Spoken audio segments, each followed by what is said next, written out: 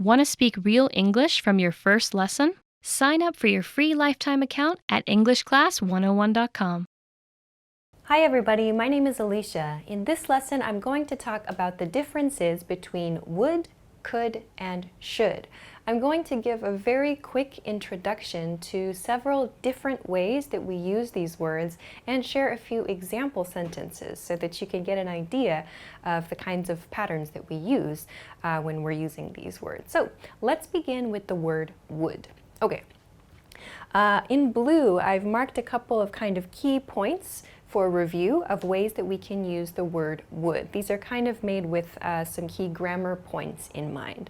Let's begin with the first point here. We use would to talk about unreal situations in the present. That means situations that are not real, things that are not true, but we want to talk about them. So these are very common if patterns. So for example, if I were, I would. If he were, he would. So you can see both of these start with an if statement. So that means that these are not real situations. We're just talking about the possibility of something. And then we're describing an action. In this case, it's a positive action with the word would. So for example, if I were a doctor, I would work in a hospital, for example. In that example sentence, I'm not a doctor, but I'm explaining if I were a doctor, I would work in a hospital. So I don't use the verb will because it's not an actual situation and I don't expect it's going to happen. I'm just talking about an unreal situation. Another point here is your pronunciation. When you use the word would, we'll contract it along with whatever you're talking about. So for example, I would becomes I'd, he would becomes he'd, and we'll see some more examples of this kind of pronunciation a little bit later. But when you're pronouncing if I were, I would is correct, but to make it sound a little bit more natural, use if I were, I'd. It sounds a lot better. So this is the first point, talking about unreal situations in the present. Of course, you can use a negative here. If I were a doctor, I wouldn't drink alcohol, for example. So we can use the positive would and the negative wouldn't in these patterns. Then similarly, the second point I want to introduce today is using would to talk about unreal situations in the past. So this is about the present. We just reviewed how to use would in the present, but if you're using would, you can also use it to talk about unreal situations in the past. So things in the past that were not true. In these cases, we'll use a past tense verb in the if clause here. So for example, if I had blah, blah, blah, in this case, I'm using this to explain like an action that I did not do, but if, just in case, in the situation that the action did happen. So I'm using this pattern, if I had, and then a verb would come after that. So for example, if I had woken up earlier, I would have been on time for school, for example. So these are past tense unreal situations, or past unreal situations, rather. So here we see would again, but when we're using would to talk about unreal situations in the past, we need to use have to make a positive statement, I would have, and the pronunciation changes to would've, would've. If I had, I would've. Of course, we can use would not have as well to make a negative statement. If I had, I would not have, and in the contracted pronunciation, in a reduced pronunciation, it sounds like I wouldn't have. Or even shorter, wouldna as well. So if I had, I would've. If I hadn't, I wouldn't have, for example. Another one, if she had, she would have. So in natural pronunciation, if she had become a teacher, she would have taught math, for example. So these are unreal, so these are not true. These if statements introduce something that is not true, but we want to talk about the possibility, that's all. Okay, let's move along to the next use that I have in blue here, just a quick one because there's not much space on the board. First, used to talk about the future in the past. So this might be a little bit confusing. This means when you want to talk about your past, but you want to explain something you were thinking or something you were considering about the future at that time, you can use would to do that. An example, when I was, past tense, when I was a kid, I thought, again, past tense, I thought I would be a doctor. So, meaning when I was a child, at that time, when I was a kid, my thinking, I show that with past tense here, my thinking was that in the future, I would be a doctor. So we use would to explain something in the future that we were thinking about or something in the past. So something happened in the past, some idea, for example, we use would to explain that future. So that's this point. Let's go on though to the next one. We use would as a past form of will when we're reporting something. So by reporting, I mean he said, she said, and so on. So when someone says, I will do something, and you want to report that in the past, you can use would to do that. In this example, Tom said he would pay for coffee. Tom said he would pay for coffee. This doesn't mean, if I'm Tom, I didn't say, I would pay for coffee. That's not what Tom said. Tom said, I will pay for coffee. That was Tom's expression. Tom said, I will pay for coffee. But if I'm a different person, I want to report what Tom said. I say, Tom said he would pay for coffee. So that would means past tense. I'm reporting Tom's will. Tom said, I will pay for coffee. But when I report it, I say, Tom said he would pay for coffee. That's what's happening there. Okay, so we use this to talk about reporting things.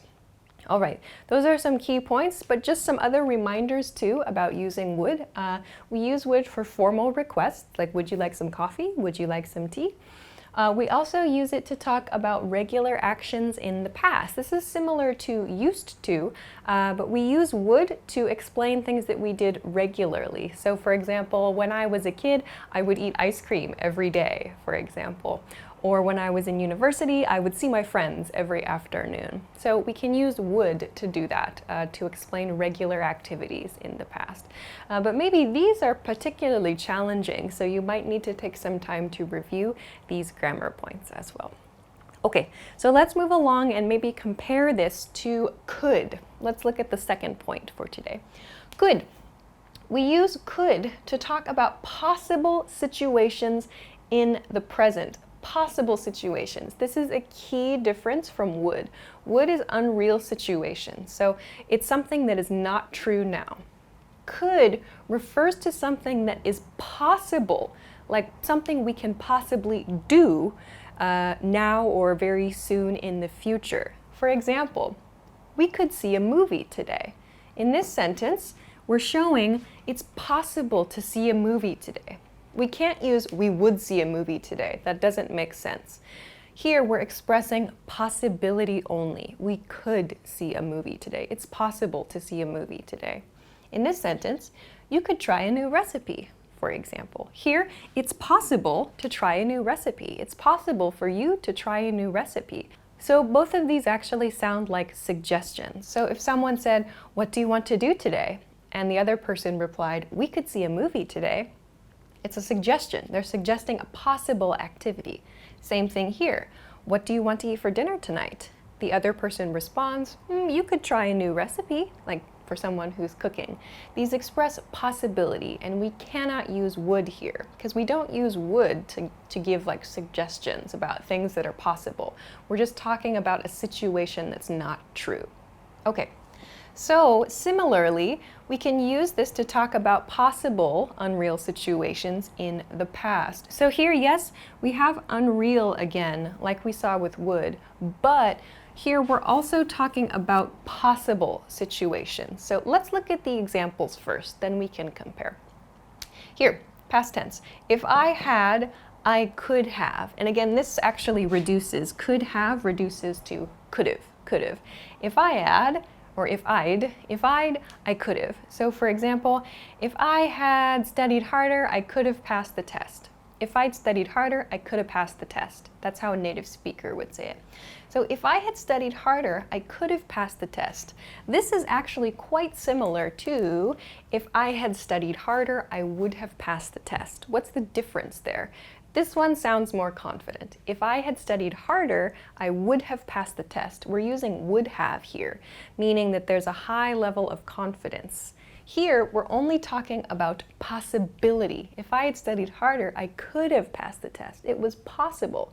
Using would have shows like if I had studied harder, I'm pretty sure I will, in other words. Think of this as like will, but for like an unreal situation. I would have passed the test. I didn't, but I would have if I had studied harder.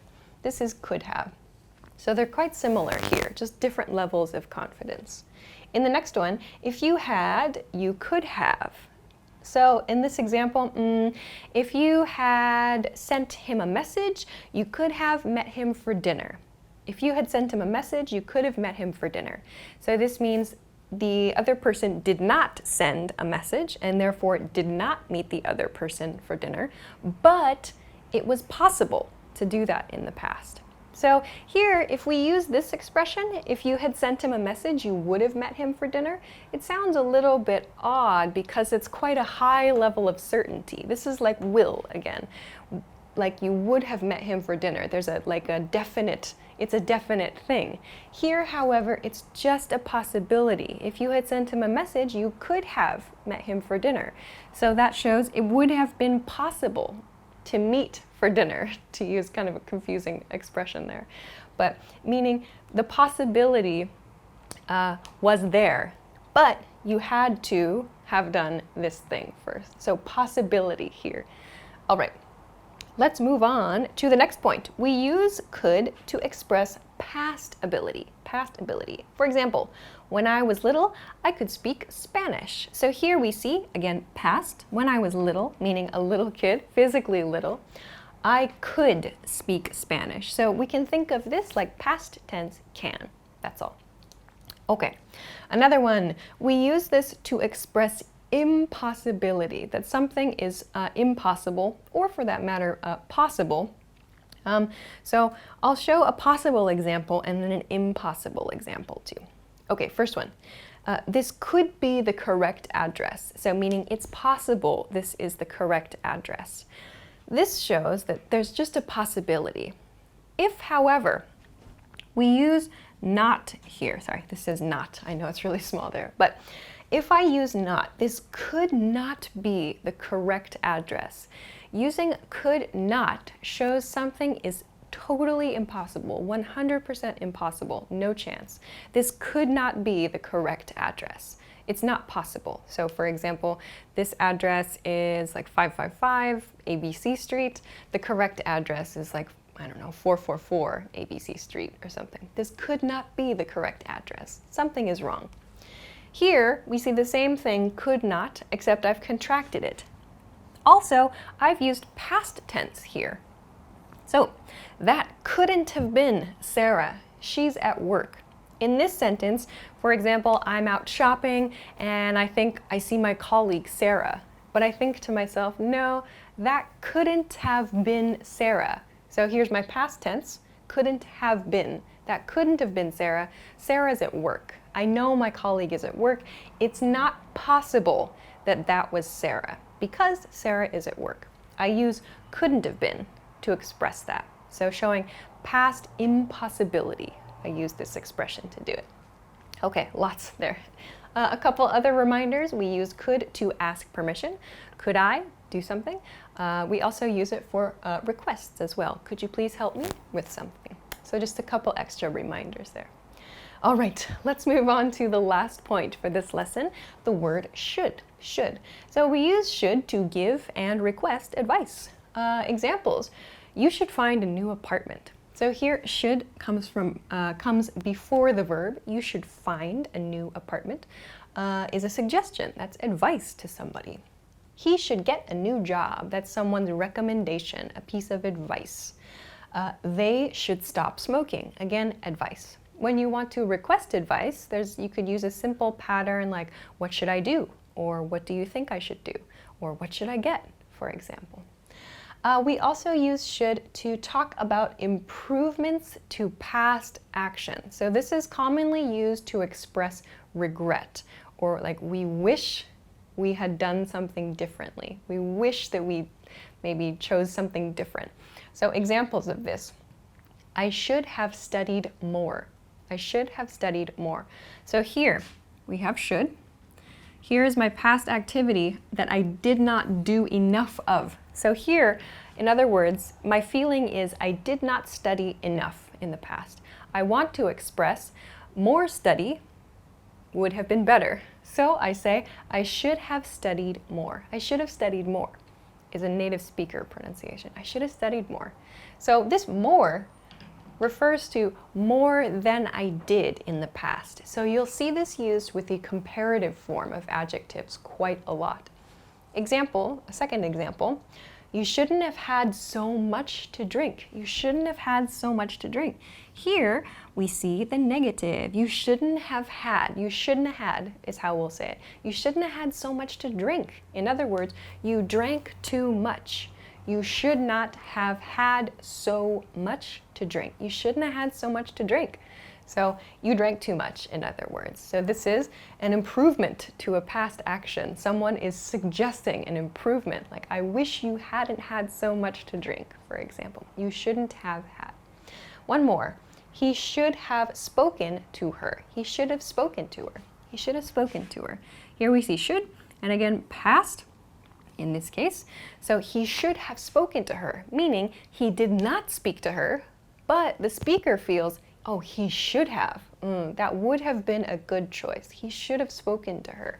So we use this to talk about often regret, things we did not do, but we think now, I should have done that thing. Okay, so that's a very actually quick introduction to some huge grammar points. If you have questions about any of these points, please let me know in the comments so that I can find like a key point and make a different video explaining more about that point. So if you have questions, or if you have comments, or if you want to practice making a sentence, please feel free to do so in the comment section of this video. Of course, if you liked the video, please make sure to give it a thumbs up, subscribe to the channel, and come check us out at EnglishClass101.com for some other good ways to practice your English. Thanks very much for watching this lesson, and I will see you again soon. Bye-bye.